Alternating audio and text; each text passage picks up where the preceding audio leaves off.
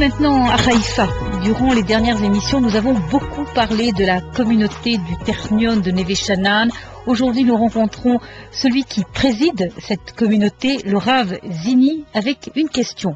Pourquoi Haïfa ? Concernant les motifs de mon installation à Haïfa et de ma venue à Haïfa, on peut les résumer, je pense, dans un point. Lorsque, à la suite de la guerre des 6 jours, la quasi-totalité du peuple juif a compris que sa place devait être en Israël et plus en diaspora. Je suis arrivé ici en Israël et je me suis aperçu que la société était déchirée entre un monde très religieux et un monde très laïque. Venant du judaïsme français, c'était quelque chose qui était inconcevable pour nous, et peut-être même du judaïsme nord-africain plus particulièrement.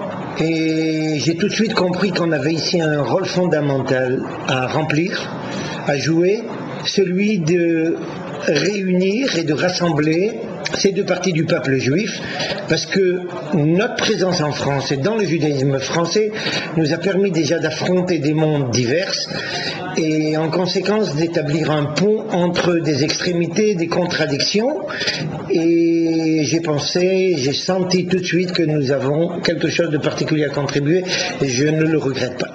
Le docteur Hanor Benaim est un cadre supérieur de la Compagnie nationale d'électricité d'Israël.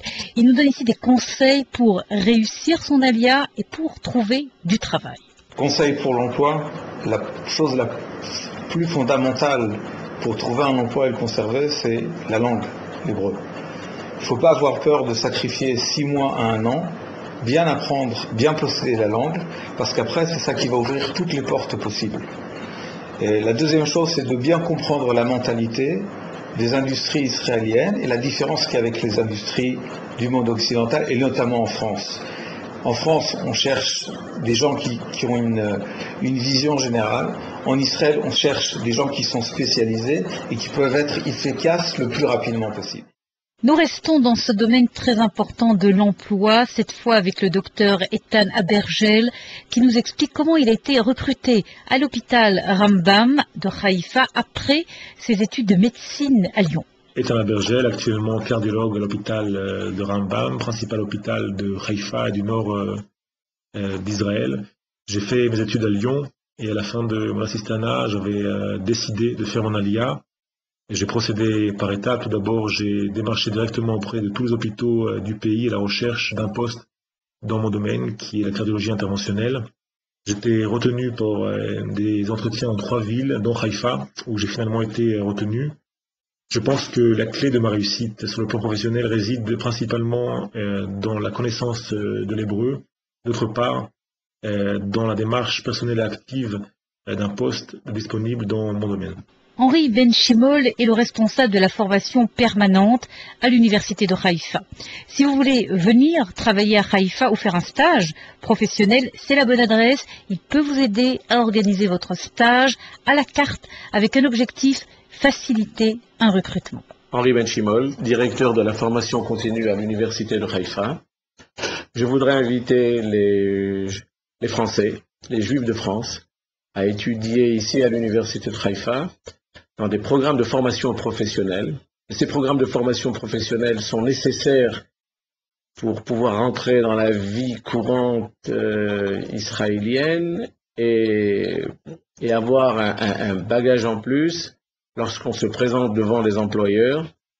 C'est quelque chose qui est très courant en Israël.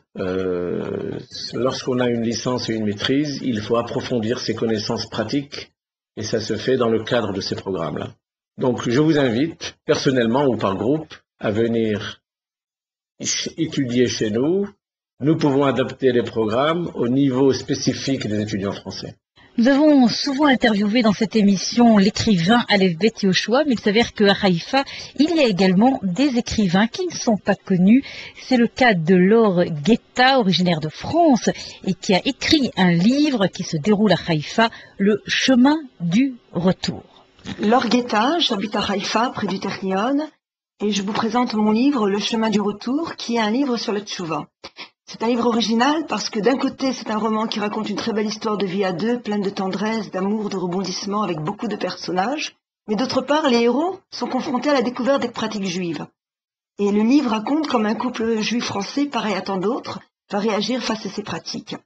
Le lecteur est donc amené à suivre leur parcours, il est témoin de leurs difficultés, du conflit qui les oppose, de leurs contradictions et de leur engagement final.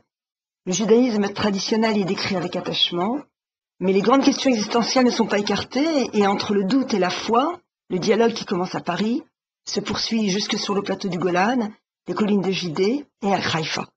Le chemin du retour est disponible aux éditions Le Manuscrit et également il est en vente à la librairie Colbeau de Paris. Nous retrouvons pour conclure cette semaine sur Haïfa Uri Blum, l'assistant du maire, et qui est, comme nous l'avons déjà raconté, le petit-neveu de Léon Blum. Prenez note, les rendez-vous à ne pas manquer à Haïfa pour cet été.